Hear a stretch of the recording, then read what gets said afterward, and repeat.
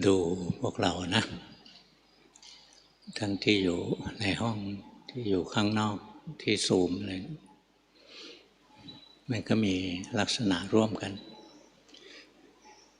คือเราหลงความปรุงแต่งนะเรามองไม่ออกว่าใจเราปรุงแต่งตลอดเวลาปรุงในลักษณะต่างๆอยากดีก็ปรุงความสงบขึ้นมาน้อมใจให้นิ่งน้อมใจให้สงบ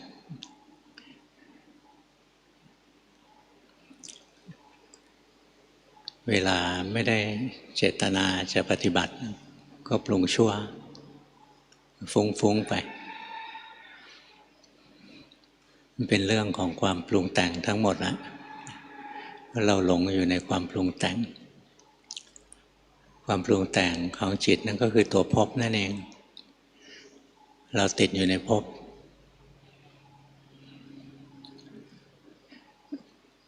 มันก็ยากพอสมควรกว่าคนคนหนึ่งจะหลุดออกจากภพได้ต้องอดทนมากพยายามภาวนาเข้าเรียนรู้ทันความปรุงแต่ง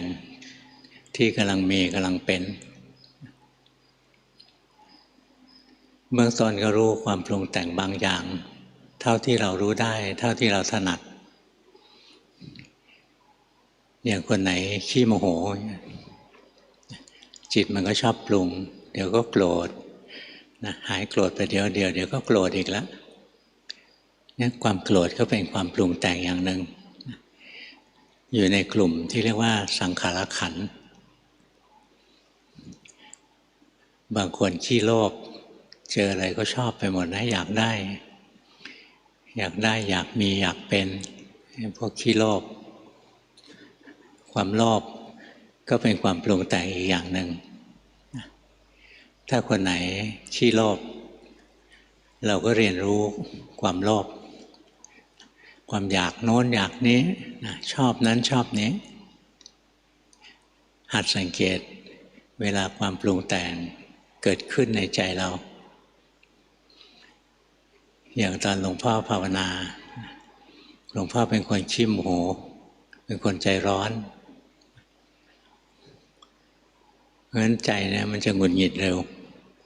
กระทบอารมณ์แล้วก็หงุดหงิดหลวงพ่อก็เห็นความโกรธเกิดขึ้นรู้ว่ามีความโกรธเนี่ยเรารู้สภาวะธรรมแล้วคนทั่วไปที่เขาไม่เคยฝึกเวลาความโกรธเกิดขึ้นเขาจะไปดูสิ่งที่ทำให้โกรธอย่างคนขับรถปาดหน้าเราภาวนาเราเห็นความโกรธเกิดขึ้นในใจในขณะที่คนที่ไม่ได้ปฏิบัติมันปรุงแต่งฝ่ายชั่วพอถูกปาดหน้าโทสะขึ้นไม่เห็นอะไรเห็นให้คนที่ปาดหน้าเราเห็นของที่ข้างนอกเห็นอารมณ์ที่มายั่วให้จิตมีกิเลสแต่ไม่เห็นกิเลสที่กำลังเกิดขึ้นกับจิตเนี่ยความต่างมันอยู่นิดเดียวเท่านี้แหละนี่ทีแรกหลวงพ่อก็เห็นว่าความโกรธเป็นอย่างนี้เองพอเห็นได้ตัวหนึ่งต่อไปก็เห็นสภาวะตัวอื่นไม่ยากแล้วยากคือตัวแรกนั่นแหละเคยเห็นตัวหนึ่งแล้วต่อไปก็จะเห็นตัวอื่นๆเนี่ยได้ง่ายคล้ายๆเราทำกสิณนะสมมติเราทำกสิณไฟสำเร็จแล้วไฟกลายเป็นแสงสว่างเป็นดวงสว่างกำหนดให้ดวงนั้นเล็กเท่าปลายเข็มก็ได้ให้ใหญ่เต็มท้องฟ้าก็ได้นะเนี่ยทำกสิณไฟสำเร็จไปทำกสิณอย่างอื่นอีก9ชนิดมันก็สำเร็จง่ายนะการดูสภาวะก็เหมือนกันหัดรู้สภาวะที่เราเป็นบ่อยๆอย่างหลวงพ่อขี้โมโหหลวงพ่อก็ดูความโกรธเกิดแล้วรู้พอจิตจำความโกรธได้นะพอความโกรธเกิดปุ๊บต่อไปสติเกิดเอง รู้ทันจิตตะกี้ไม่โกรธจิตตรงนี้โกรธความโกรธเป็นสิ่งที่แปลกปลอมเข้าในจิตจิตแต่เดิมมันเป็นประภัสสรเป็นสิ่งประภัสสรผ่องใสสว่างนะพอมีความโกรธแทรกเข้ามาจิตก็ขุ่นมัวอึดอัดเศร้าหมองเนี่ยพอเราเห็นสิ่งที่แปลกปลอมเข้ามาในจิตได้เราเห็นสภาวะแล้วของความโกรธเราก็รู้ว่าเนี่ยเป็นตัวที่เข้ามาเปลี่ยนแปลงจิตจากจิตที่เป็นผู้รู้ผู้ตื่นผู้เบิกบานจิตประภัสสรกลายเป็นจิตที่ถูกความโกรธครอบงำนะเนี่ยค่อยๆเห็นไปทีแรกเห็นจิตมันโกรธนะทีแรกเห็นความโกรธเกิดขึ้นเห็นว่าความโกรธกับจิตคนละอันกันความโกรธเป็นความปรุงแต่งที่เกิดขึ้นกับจิตเนี่ยถ้าเราเป็นนักปฏิบัตินะเราต้องหัดเห็นสภาวะธรรมอย่างนี้ความโกรธเป็นสภาวะธรรมนะเรื่องที่ทำให้โกรธอันนั้นไม่ใช่สภาวะธรรมอย่างคนขับรถปาดหน้าเราแล้วเราโกรธเนี่ยความโกรธในใจเราเป็นสภาวะธรรมเป็นนามธรรมส่วนคนที่มาขับรถปาดหน้าเรานะมันไม่ใช่สภาวะเราก็นึกแช่งนึกด่ามันอะไรเนี่ยเราฟุ้งซ่านไปแต่ที่จริงมันก็มีสภาวะนะอย่างเวลาเราเห็นเขาขับรถปาดหน้าเราเนี่ยสภาวะตรงนั้นคืออะไรคือรูปคือสิ่งที่ตาเรามองเห็นถ้าเราเห็นขับรถอยู่คนมาขับปาดหน้าเราเห็นแค่ว่าเป็นรูปที่เคลื่อนผ่านหน้าเราไปนะอย่างนี้ใช้ได้นะเห็นสภาวะเห็นรูปเพียงแต่มันเป็นของอยู่ข้างนอกนะข้างนอกข้างในถ้าภาวนาชำนาญแล้วใช้ได้เหมือนกันหมดละแต่ไม่ชำนาญนะขอแนะนำให้ดูสภาวะภายในดูสภาวะภายนอกเนี่ยล่อแหลมกับกิเลสอย่างเห็นรูปคนขับรถปาดหน้าแป๊บเดียวโมโหแล้วพยายามจะไปปาดคืนโกรธแล้วไม่เห็นว่าโกรธอะไรเงี้ยแต่ถ้าเราเห็นสภาวะธรรมภายในนะมันไม่ค่อยปรุงต่อจบง่ายหรือตาเรามองเห็นผู้หญิงสวยผู้หญิงสวยรูปที่เป็นรูปร่างผู้หญิงอันนั้นเป็นสภาวะธรรมนะเป็นรูปคือเป็นแสงเป็นสีที่ตัดกันเป็นรูปร่างมีโค้งมีเว้าอะไรส่วนความรู้สึกว่าผู้หญิงสวยนะเป็นบัญญัติเป็นเรื่องที่เราคิดเอาเองคนนี้เราบอกหุ่นดีหุ่นนางแบบเราว่าสวยนะอีกคนหนึ่งเขาชอบผู้หญิงยุควิกตอเรียไม่อ้วนไม่สวยนะเพราะฉะนั้นความสวยนะไม่ใช่ของจริงนะเป็นเรื่องสมมุติเรื่องบัญญัติแต่รูปที่ตามองเห็นนะของจริงเป็นสภาวะธรรมแต่ถ้าเราไปดูผู้หญิงสวยนะโอกาสที่เราจะลืมเนื้อลืมตัวเนี่ยมันสูงเพราะงั้นครูบาอาจารย์ก็จะไม่ค่อยแนะนำให้ดูออกไปภายนอกถ้าดูในสติปัฏฐานนะจะมีคำว่าทำภายในทำภายนอกเราดูแล้วเห็นไตรลักษณ์ได้เหมือนกันนะรูปเสียงกลิ่นรสความเย็นร้อนอ่อนแข็งตึงไหวอะไรที่มาสัมผัสร่างกายอะไรนะตัวนี้เป็นสภาวะธรรมทั้งหมดละแต่ยังมีอะไรนิ่มๆมาสัมผัสเรานะความรู้สึกนิ่มๆที่มาสัมผัสเนี่ยเป็นสภาวะธรรมหันลงไปดูหมาขี้เลื้อนมาสัมผัสอันนี้เป็นสมมุติบัญญัติละนะหมาขี้เลื้อนเนี่ยสมมุติบัญญัติละเพราะฉะนั้นสภาวะธรรมนั้นเราต้องค่อยๆหัดเรียนหัดรู้แยกมันออกจากสมมุติบัญญัติให้ได้แรกๆขอแนะนำให้เรียนสภาวะธรรมภายในนะภายนอกมันจะวุ่นวายดูยากนิดนึงอย่างใจเราโกรธขึ้นมาให้รู้ว่าโกรธไม่ใช่รู้ว่าโกรธเรื่องอะไรไม่ใช่รู้ว่าใครทำให้โกรธรู้ว่าโกรธเรื่องอะไรเป็นสมมุติบัญญัติรู้ว่าใครทำให้โกรธอันนี้ก็สมมุติบัญญัติให้รู้ความโกรธที่เกิดขึ้น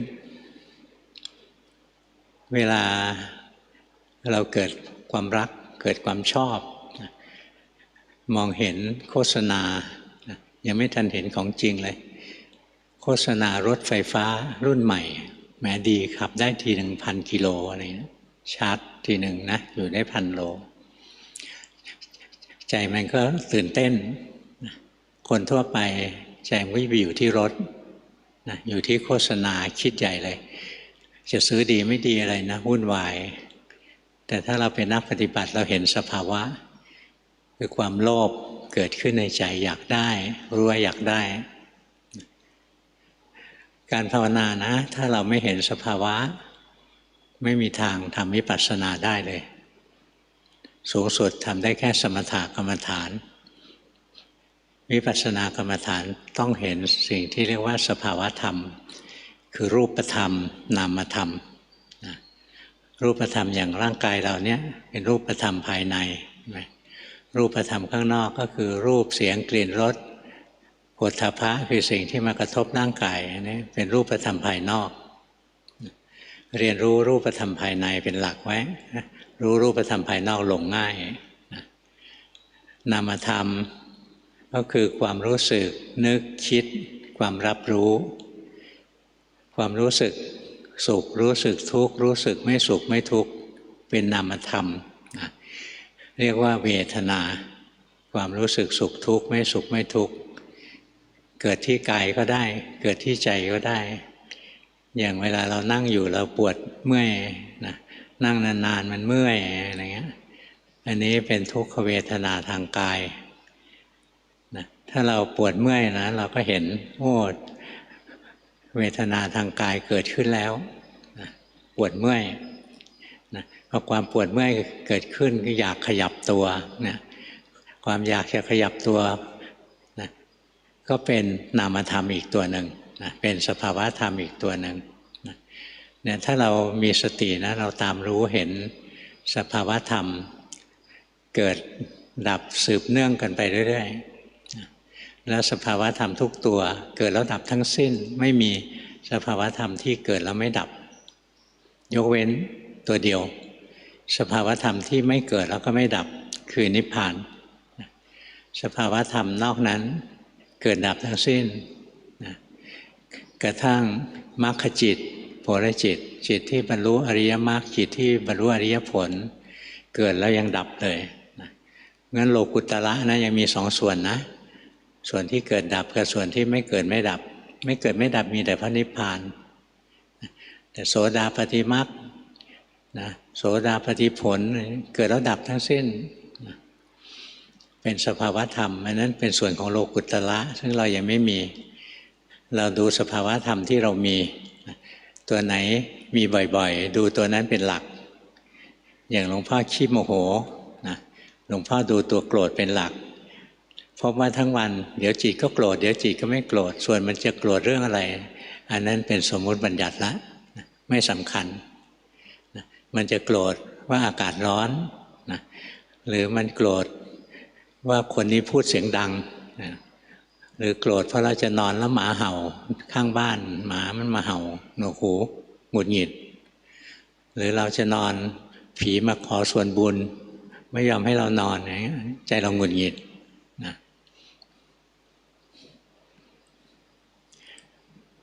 พูดถึงผีนะสนใจไหมเห็นไหมเปลี่ยนโทนเสียงแล้วนะมีนะไม่ใช่ไม่มีเราไม่มีปัญญาเห็นเองนะถ้าพัฒนาเครื่องมือขึ้นมาเราก็จะเห็นได้พัฒนาจิตของเรานะให้มันมีสมาธิจริงๆอะแล้วถ้ามันอยากรู้อยากเห็นนะมันรู้เห็นได้ใหม่ๆนะเวลารู้เวลาเห็นอะไรพวกเนี้ยคุมตัวเองไม่อยู่มันออกรู้ออกเห็นอะไรอย่างนี้คุมไม่ได้ถ้าฝึกจนแก่กล้าแล้วคุมได้จะเห็นก็ได้ไม่อยากเห็นก็ได้ผีเป็นสภาวะไหมมีสภาวะไหม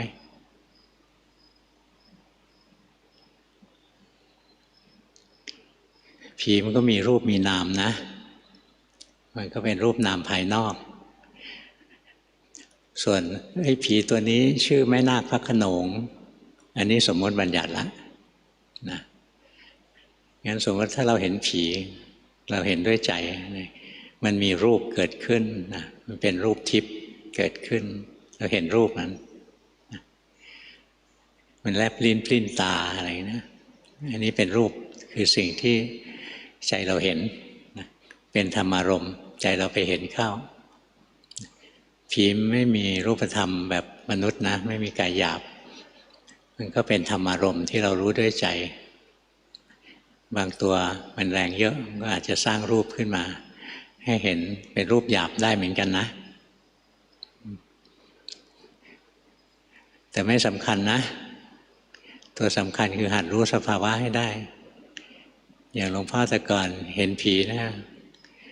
ตอนเด็กๆกลัวโตขึ้นไม่กลัวเพราะเห็นบ่อยเฉยๆเห็นจนไม่อยากจะเห็นเวลาเห็นผีจิตเรากลัวรู้ว่ากลัวเห็นผีนะผีเป็นแค่อารมณ์เป็นสิ่งที่ถูกรู้ตัวที่เราจะดูสภาวะธรรมก็คือตัวกลัวอยู่ในกลุ่มโทสะเนี่ยหัดรู้สภาวะธรรมนะโดยเฉพาะสภาวะธรรมในจิตใจเราเกิดทั้งวันตาเห็นรูปเกิดสุขเกิดทุกข์เกิดกุศลเกิดอกุศลให้มีสติรู้ตรงสุขทุกข์ดีชั่วเนี้ยสุขทุกข์ก็เป็นนามธรรมนะเป็นสภาวะธรรมดีชั่วก็เป็นนามธรรมเป็นสภาวะธรรมการที่เราเห็นสภาวะธรรมเรื่อยๆสติเรารู้เท่าทันสภาวะธรรมอันนี้เกิดขึ้นเรารู้สภาวะธรรมอันนี้เกิดขึ้นเรารู้หัดรู้เรื่อยๆไปสติจะเป็นตัวรู้ว่ามีสภาวะธรรมอะไรเกิดขึ้นสภาวะธรรมนั้นอาจจะเป็นตัวรูปก็ได้เป็นนามธรรมก็ได้อย่างในสติปัฏฐานสี่นะพูดถึงสภาวะธรรมไว้จำนวนมากอย่างรูปที่หายใจออกรูปที่หายใจเข้ารูปที่ยืนรูปที่เดินรูปที่นั่งรูปที่นอนรูปที่คู่รูปที่เหยียดอะไรนะตัวรูปเนี่ยเป็นตัวสภาวะธรรมส่วนรูปนี้จะชื่อนายกนายขอชื่อนางสาวโน้นนางสาวนี้อันนั้นสมมุติบัญญัติเนี่ยหัดดูให้เห็นสภาวะจริงๆนะในสติปัฏฐานเนี่ยสอนตัวรูปเอาไว้เยอะแยะเลยในจิตตานุปัสสนาจิตมีโทสะก็รู้ว่ามีโทสะรู้อะไรรู้ว่ามีโทสะฟังให้ดีนะจิตมีโทสะรู้ว่ามีโทสะนะรู้แล้วเราจะเห็นว่าโทสะกับจิตนะเป็นองค์ธรรมคนละอย่างเป็นสภาวะคนละอย่างโทสะเป็นสังขารขันธ์อยู่ในสังขารขันธ์ ความปรุงชั่วจิตอยู่ในวิญญาณขันธ์เป็นสภาวะธรรมอีกตัวหนึ่งงั้นจิตกับโทสะเป็นโคละอันกันจิตมีโทสะก็รู้ว่ามีโทสะเห็นจิตก็อันหนึ่งโทสะก็อันหนึ่งนะอย่างนี้ค่อยๆเห็นไปจิตมีราคะรู้ว่าจิตมีราคะนะเราก็เห็นราคะก็อันหนึ่งจิตก็อันหนึ่งเนี่ยค่อยๆดู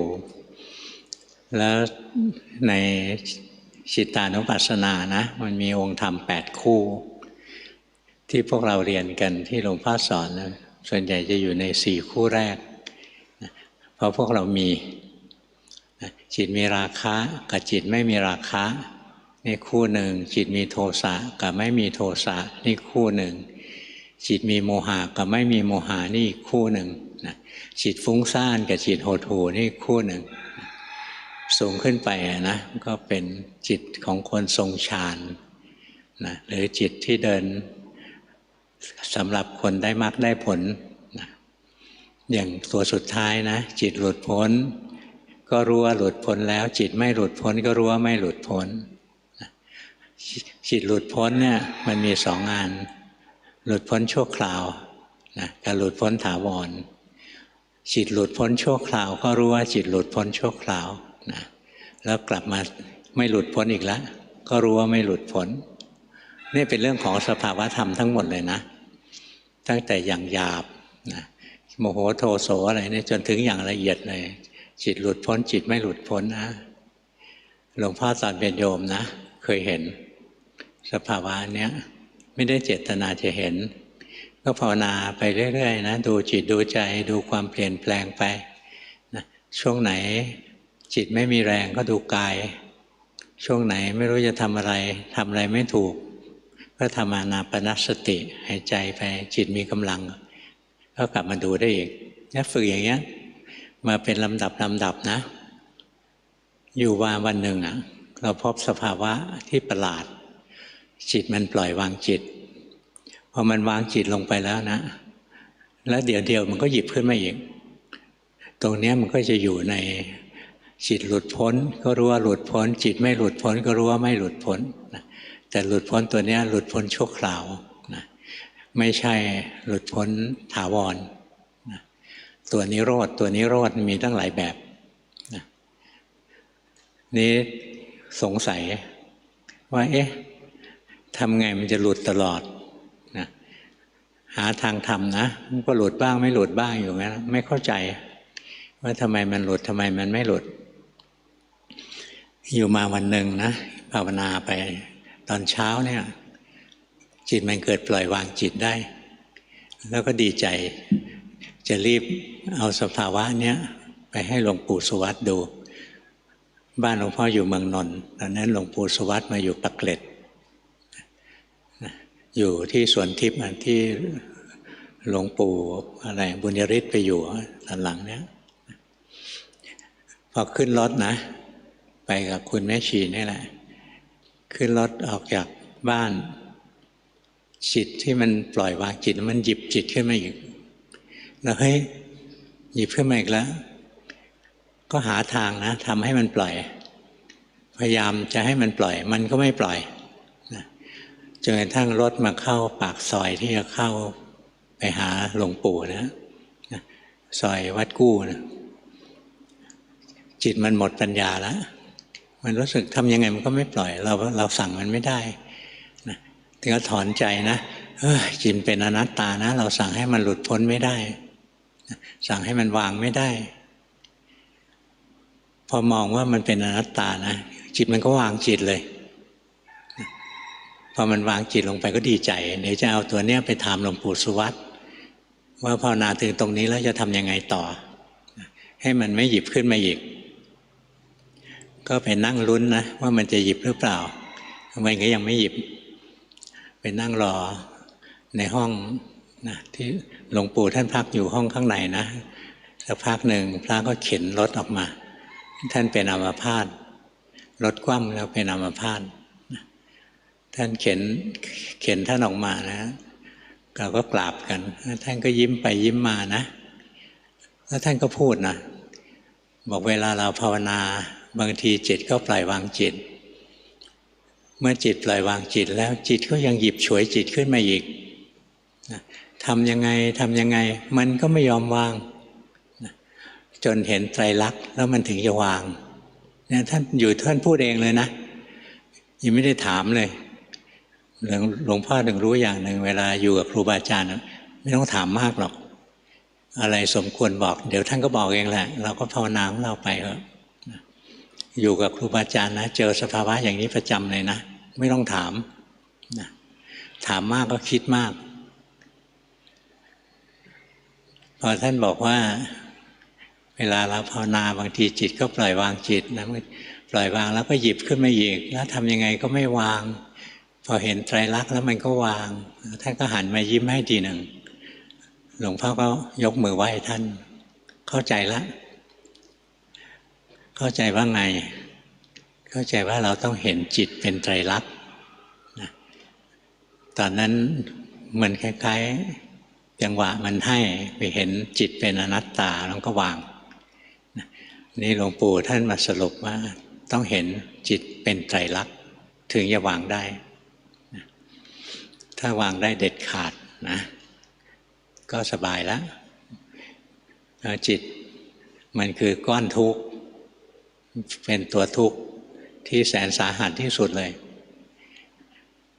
หลวงพ่อเคยได้ยินว่าในโลกนะ ความทุกข์ที่รุนแรงที่สุดนะก็คือผู้หญิงไปออกลูกนะออกตามธรรมชาตินะเดี๋ยวนี้ออกลูกไม่ลำบากแล้วเจ็บมากปวดมากนะหมอก็ฉีดยาหลับไปแล้วออกลูกมาแล้วเลยไม่ได้เห็นตอนลูกเกิดนะเลยไม่รู้ว่ามันลูกใครแน่นะสมัยก่อนต้องออกมาจริงๆบอกโอ้ยเป็นความเจ็บปวดแสนสาหัสหลวงพ่อไม่เคยออกลูกก็เลยไม่รู้ว่ามันเจ็บแค่ไหนแต่ว่าเคยเห็นจิตตัวจิตนั้นมันทุกข์จริงๆนะทุกข์เหมือนจะตายเลยแสนสาหัสเหมือนกันเนี่ยเราค่อยๆเรียนนะทีแรกเราก็รู้สภาวะหยาบๆเช่นต้องโกรธแรงๆเราถึงจะรู้ต่อมาหงุดหงิดเล็กๆเราก็เห็นพอเห็นได้ตัวหนึ่งต่อไปเราก็เห็นสภาวะอื่นด้วยสิ่งที่ตรงข้ามกับโกรธก็คือโลภ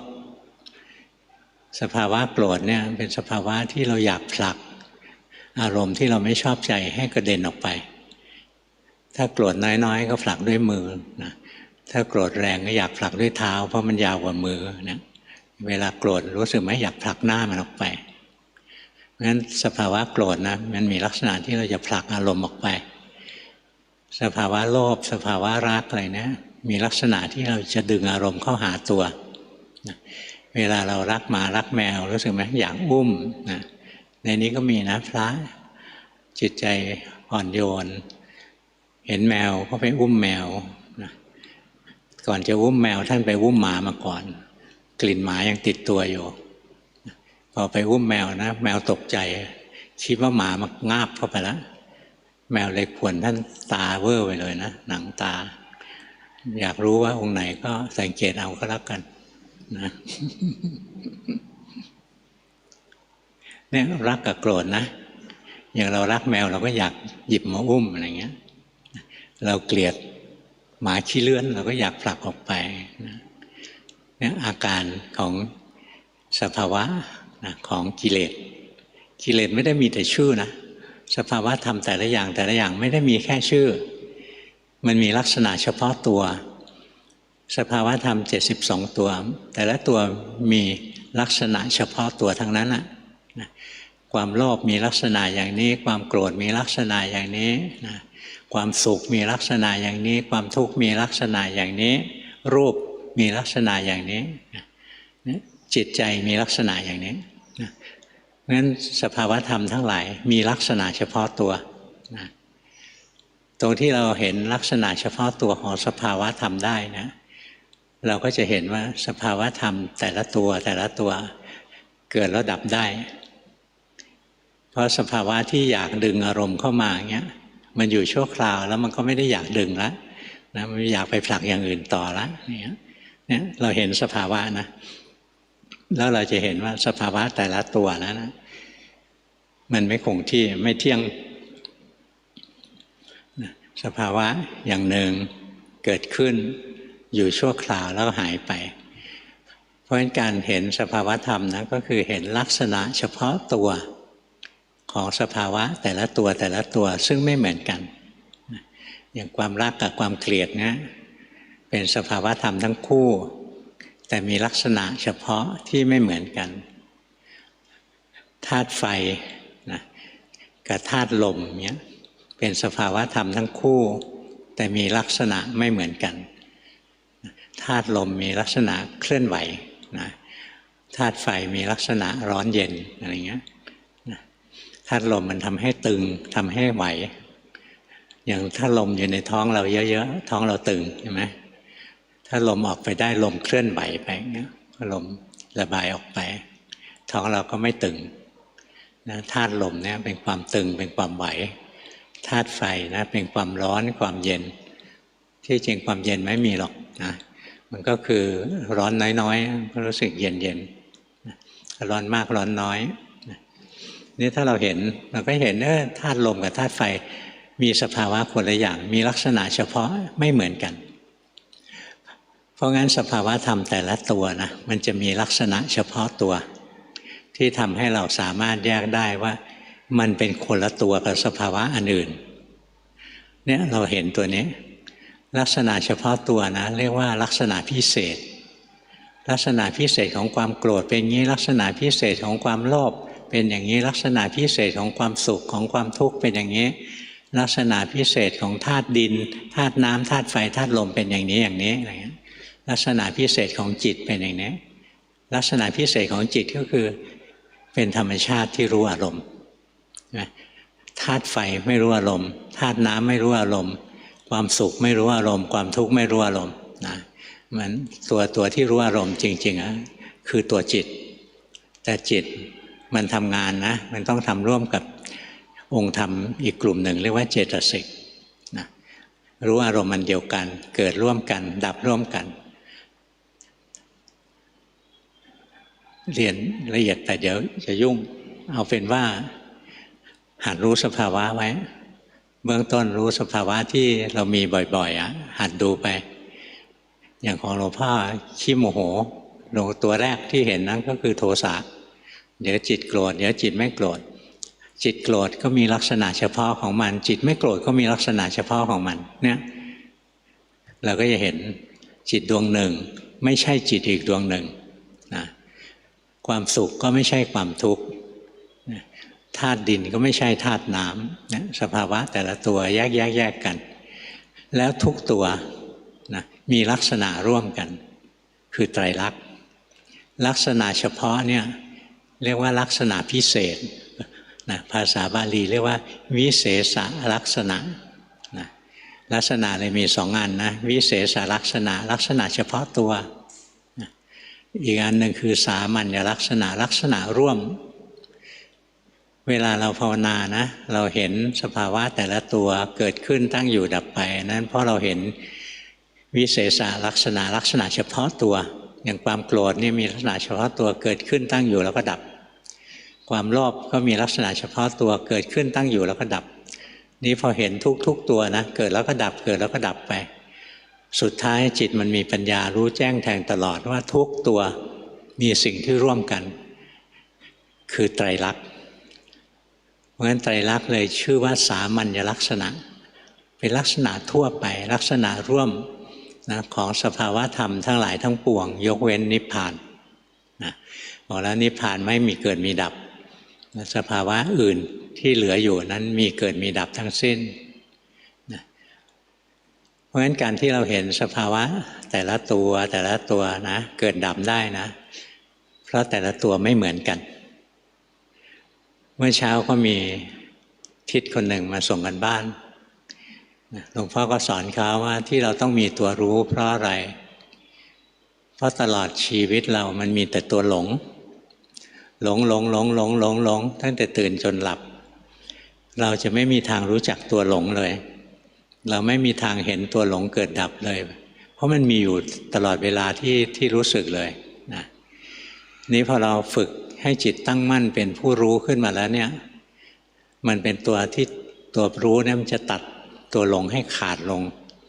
นะจิตหลงแล้วก็รู้แล้วก็หลงแล้วก็รู้อย่างเงี้ยแล้วมันจะพบว่าจิตหลงทั้งหมดนะเกิดแล้วก็ดับจิตรู้ทั้งหมดเกิดแล้วก็ดับเราไม่ได้ฝึกเอาจิตรู้นะแต่ต้องฝึกให้มีจิตรู้เพื่อจะได้เห็นว่าสภาวะทั้งหลายมันเกิดดับถ้าเราไม่มีจิตรู้นะเรามองไม่เห็นหรอกโดยเฉพาะจิตหลงดูไงก็ดูไม่ออกเพราะมันหลงมาตั้งแต่เกิดหลงไปจนวันตายแล้วก็หลงต่อแล้วก็ไปเกิดอีกนะเพราะงั้นที่เราต้องพัฒนาจิตรู้ขึ้นมานะเพื่อตัดตอนจิตหลงให้ขาดออกเราก็จะพบว่าจิตหลงก็มีลักษณะเฉพาะตัวคือจับอารมณ์ได้ไม่ชัดเจนจิตรู้ก็มีลักษณะเฉพาะตัวมันรู้มันตื่นมันเบิกบานนะมันซื่อตรงนะมันเป็นกุศลที่ประกอบด้วยปัญญานะแล้วจิตรู้ที่ดีเนี่ยไม่ได้เจตนาให้เกิดเรียกอาสังขาริกังนะเนี่ยเราต้องฝึกให้มีจิตรู้ขึ้นมาแล้วเราจะได้เห็นสภาวะธรรมทั้งหลายโดยเฉพาะอย่างยิ่งความหลงเกิดแล้วดับถ้ามีจิตรู้อยู่ความโลภเกิดเราก็จะเห็นความโลภเกิดความโลภดับแล้วจิตก็รู้นะมีความโกรธเกิดนะเรามีจิตรู้มีความโกรธเกิดขณะที่โกรธจิตรู้ดับเกิดจิตโกรธนะ ถ้าจิตโกรธเกิดขึ้นสติรู้ทันว่ามีจิตโกรธจิตโกรธดับจิตรู้เกิดนะรู้ทันสภาวะที่กำลังมีกำลังเป็นนะมีสติรู้ทันสภาวะที่กำลังมีกำลังเป็นนะแล้วจิตรู้จะเกิด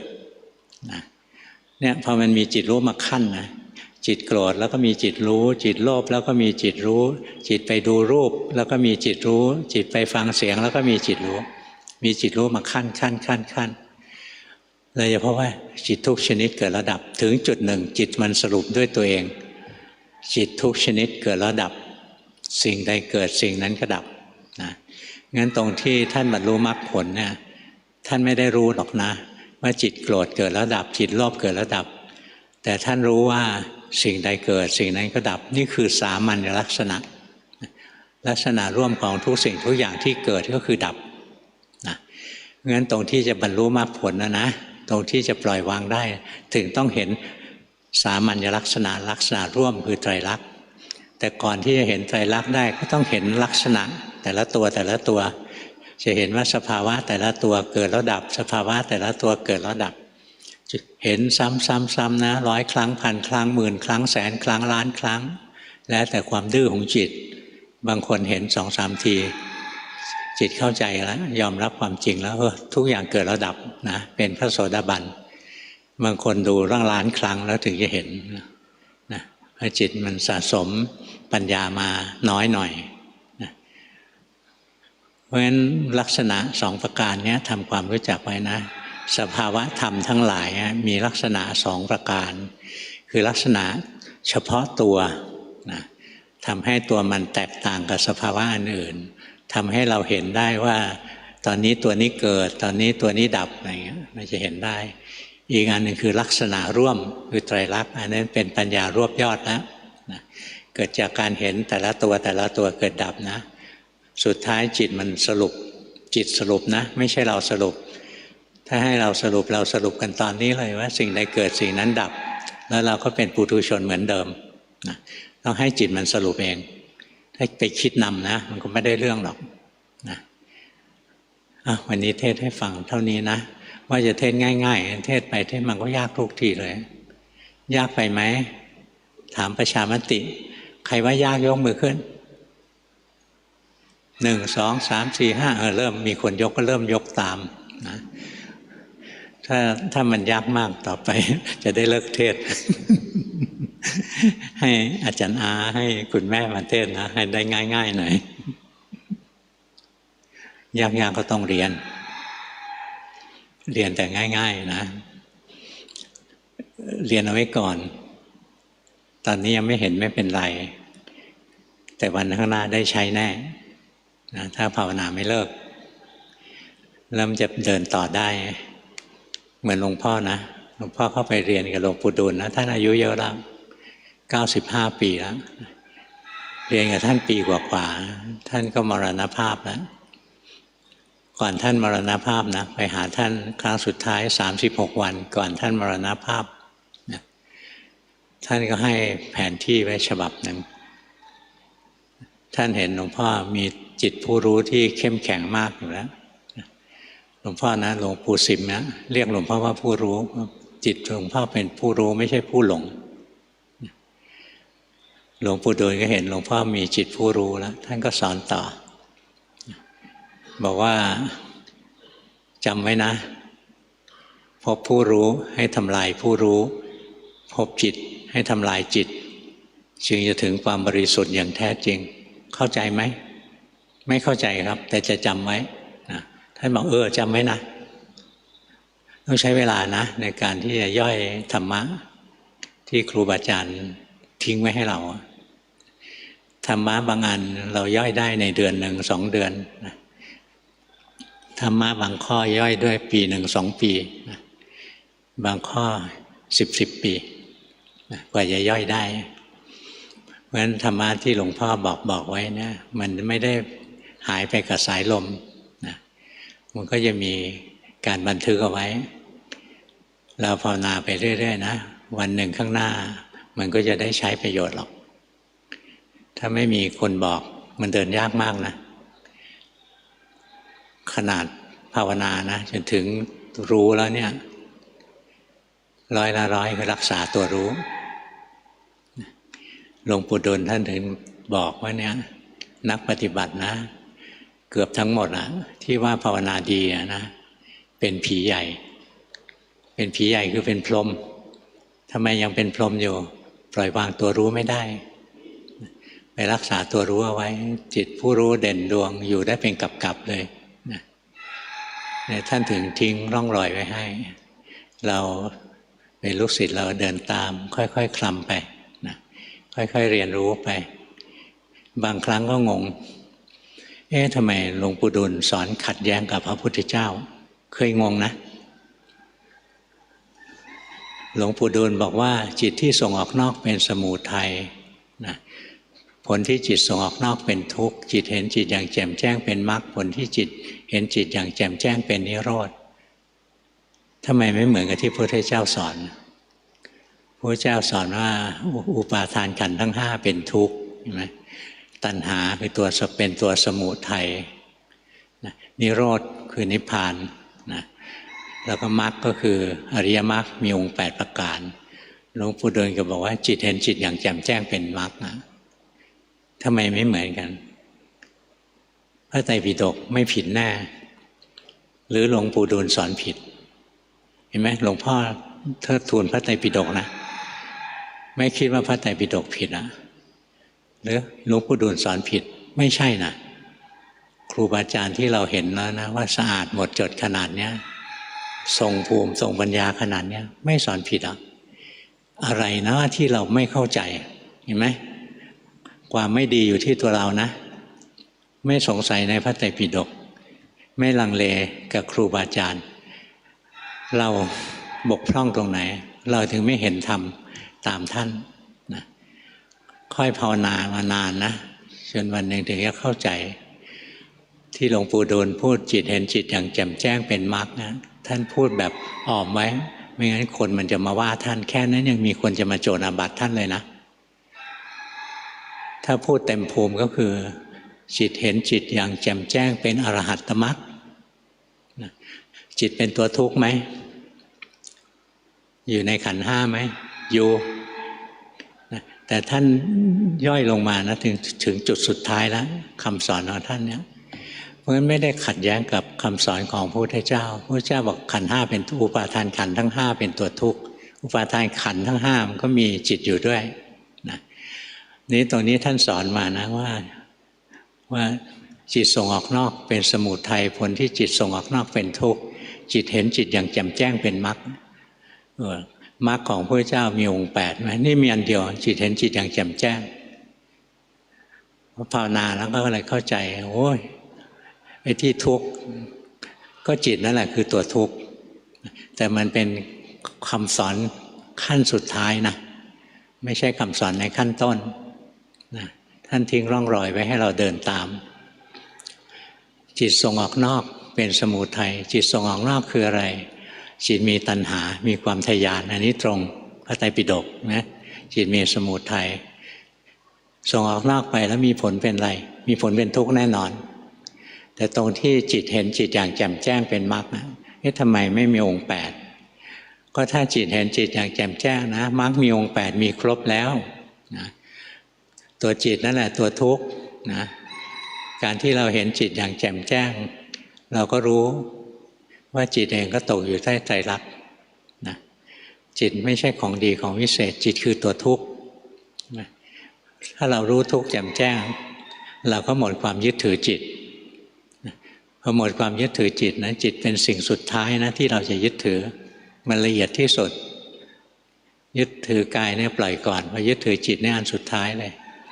จิตเห็นจิตอย่างแจ่มแจ้งแล้วว่านี่มันคือตัวทุกข์มันทิ้งขันธ์ตัวสุดท้ายที่ละยากที่สุดคือจิตผู้รู้นะ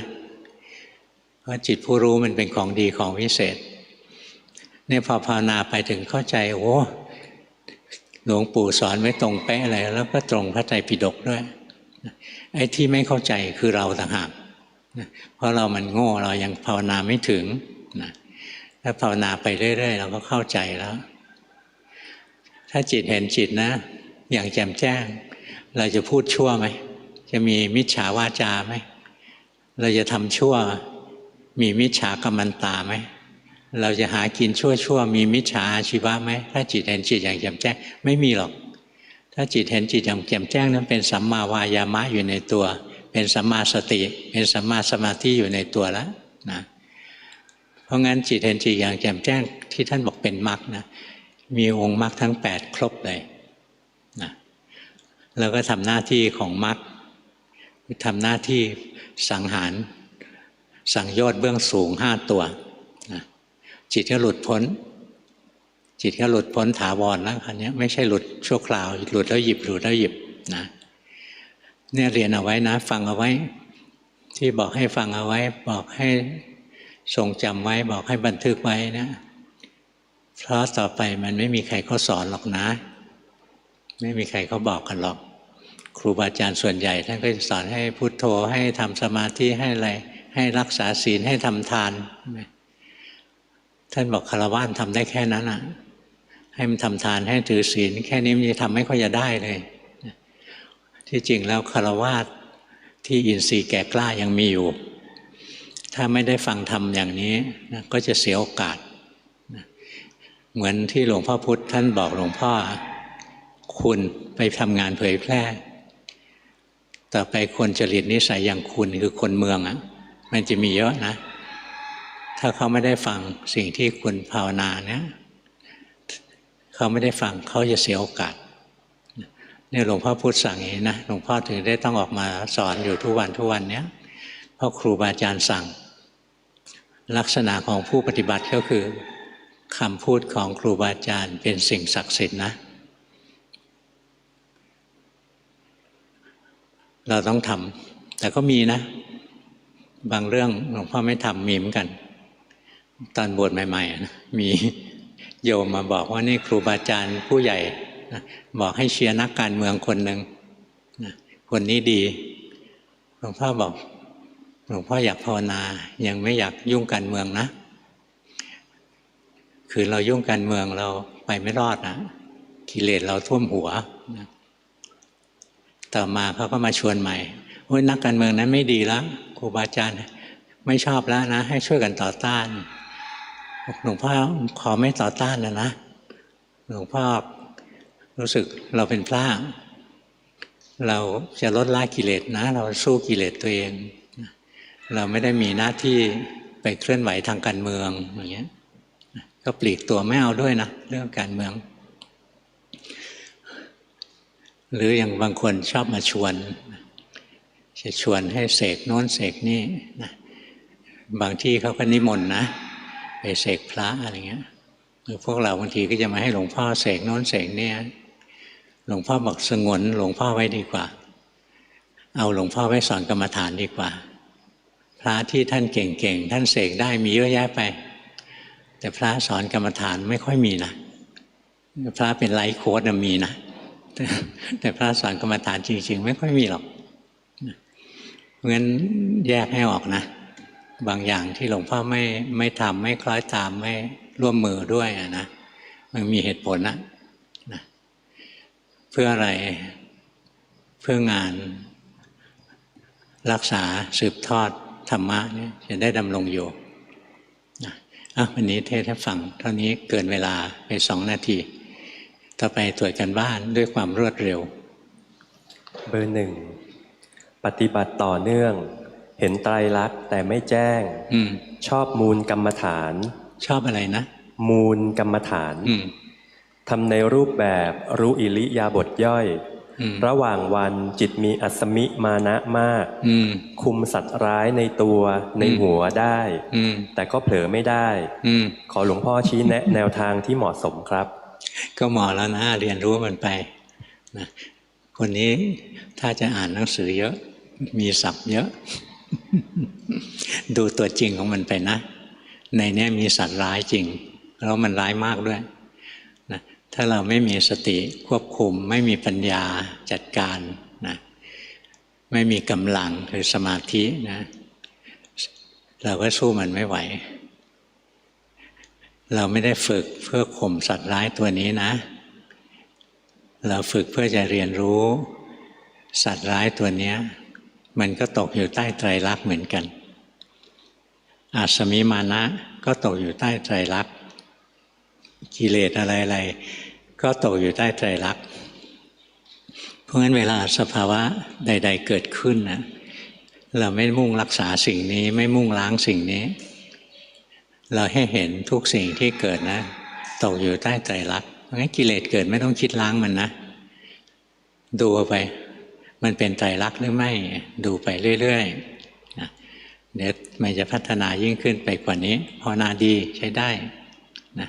อย่าคิดเยอะเท่านั้นแหละเบอร์สองภาวนาในรูปแบบวันละ5 ชั่วโมงเวลาภาวนาจะมีความรู้สึกเบื่อขี้เกียจหงุดหงิดและความคิดมากมายแทรกเข้ามาตลอดก็รู้ทันแบบซื่อๆแต่ส่วนใหญ่มักรู้ไม่ทันและหลงไปกับมันระหว่างวันจะดูความคิดเพราะมีจริตคิดเยอะแต่มันก็ไม่เที่ยงก็ดูอย่างซื่อๆจะสู้ไม่ถอยขอหายใจเข้าพุทธออกโทให้หลวงพ่อดูครับหายใจไปโอ้คนนี้พลังเยอะหายใจปุ๊บไฟดับปั๊บเลย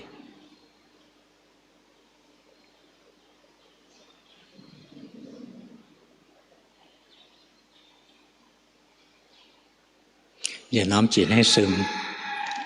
ตัวนี้เป็นโมหะหายใจด้วยจิตปกติเห็นร่างกายหายใจใจเป็นคนดูด้วยใจปกติไม่น้อมมันให้ซึมตัวนี้หลงไปคิดนะเห็นร่างกายหายใจใจเป็นคนดูกลับมาตรงนี้เห็นร่างกายหายใจนะไม่ใช่เห็นลมหายใจนะ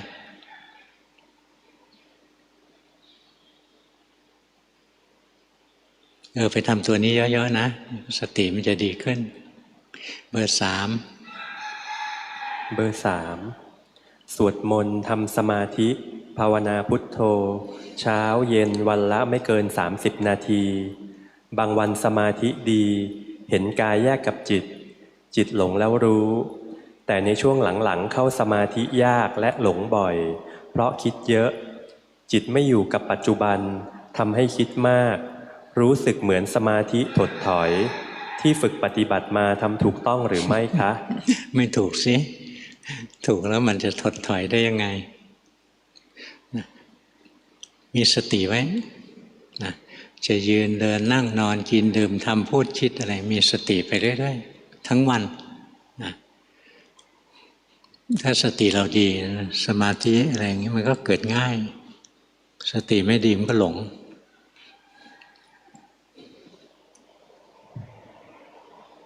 ใจมันฟุ้งไปกับโลกเยอะนะสอนมันไปโลกไม่มีสาระหรอกต้องยุ่งกับมันมากไปยุ่งกับโลกเท่าที่จำเป็นอันไหนไม่จำเป็นก็อย่าไปยุ่งนะวางไปจิตมันคลุกกับโลกเยอะไปเบอร์สี่ก่อนหน้านี้จิตอยู่ในขั้นอัตโนมัติจะหยุดปฏิบัติก็หยุดไม่ได้หลายเดือนก่อนขณะทำสมาธิต่อที่พิจารณารูปเวทนาสัญญาสังขารวิญญาณตามด้วยดูผู้รู้ผู้หลงเกิดความสุขถล่มทลายเหมือนจะรับไม่ไหว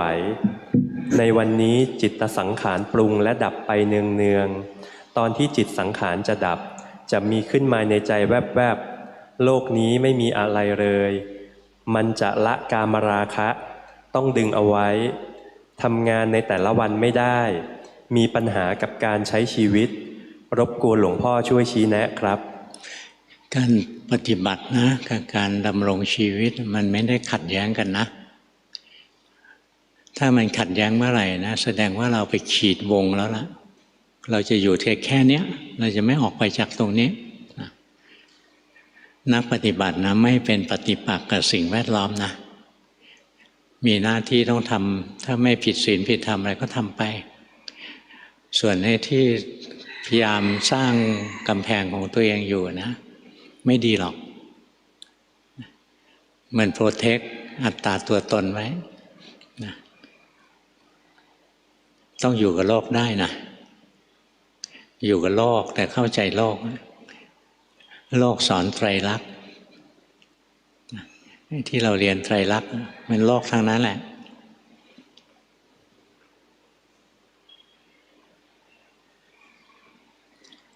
เนี่ยอย่าน้อมจิตเข้ามาตรงจุดนี้จำได้แล้วใช่ไหม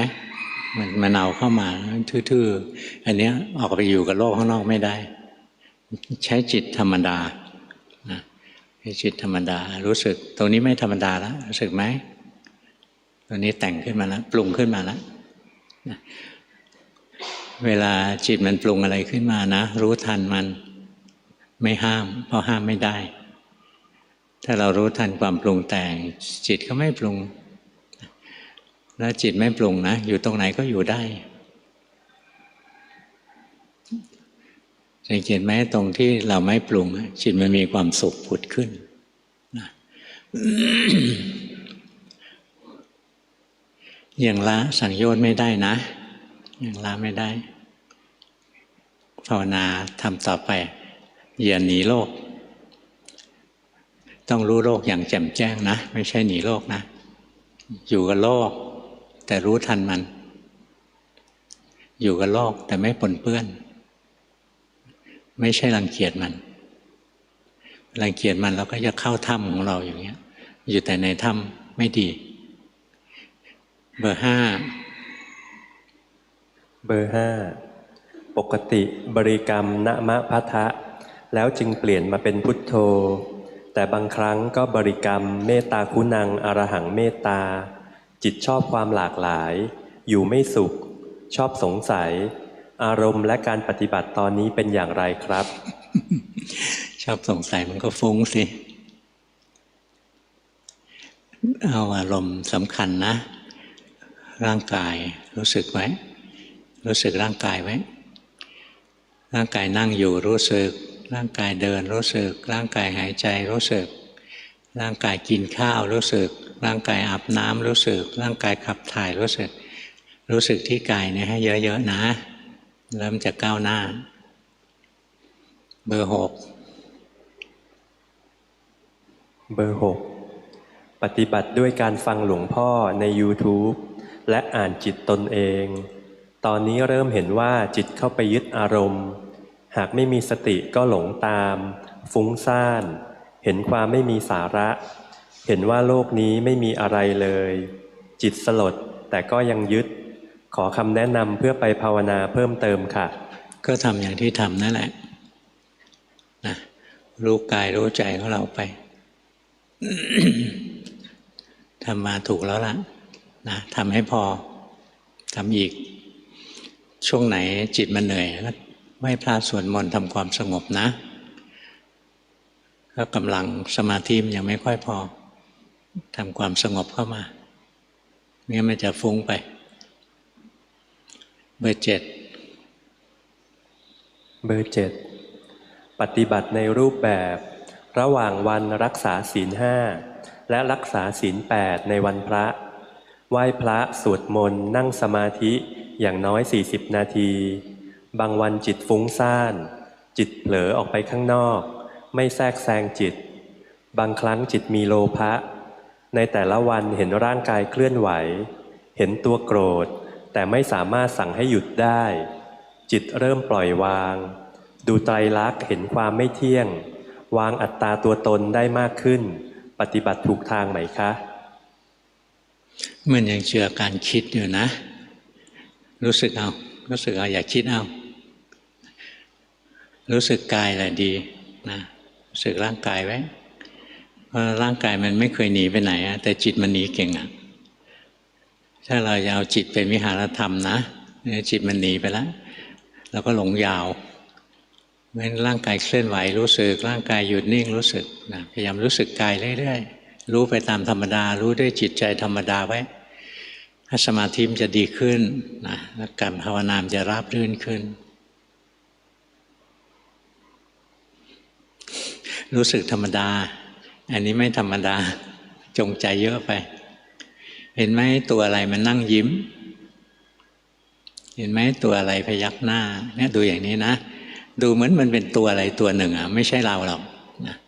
ดูเหมือนมันเป็นคนอื่นนะไอ้ตัวนี้ตอนนี้มันยิ้มแล้วตอนนี้มันกระดุกกระดิกมันพยักหน้านะมันหลงไปคิดแล้วนะแล้วมันจะเห็นเองเห็นจิตเองนะรู้สึกกายไว้แล้วมันจะเห็นจิตอย่างเมื่อกี้จิตไหลไปคิดแวบรู้ไหมมันรู้ได้เองอ่ะงั้นรู้สึกที่กายนะรู้สึกบ่อยๆแต่อย่าเพ่งกายนะถ้าเพ่งกายไม่ได้เรื่องอ่ะเบอร์ 8ปัญหาของเบอร์ 8นะก็คือคิดเยอะส่งกันบ้านเบอร์ 8ทำในรูปแบบทุกวันจิตมีรู้สึกจิตมีกำลังและตั้งมั่นขึ้นมากถูกมีสติแยกขันธ์ได้มากขึ้นแต่เวลาเกิดเหตุการณ์กระทบจิตใจรุนแรงยังคิดมากฟุ้งซ่านแล้วก็โกรธเคืองอยู่มากการภาวนาในปัจจุบันผิดถูกอย่างไรคะไม่ผิดทำมาดีแล้วมันพัฒนาขึ้นจุดอ่อนของเราคือเรื่องคิดมากนั่นแหละเห็นหน้าปุ๊บรู้ปั๊บเลยนะพวกคิดมากเนี่ยมันมีเครื่องหมาย question mark อยู่ที่คิ้วเนี่ยโผล่ขึ้นมานะไม่คิดเอารู้สึกเอาดีขึ้นเยอะแล้วใช้ได้ไปทำอีกนะวันนี้เทศให้ฟังเท่านี้10 โมงพอดี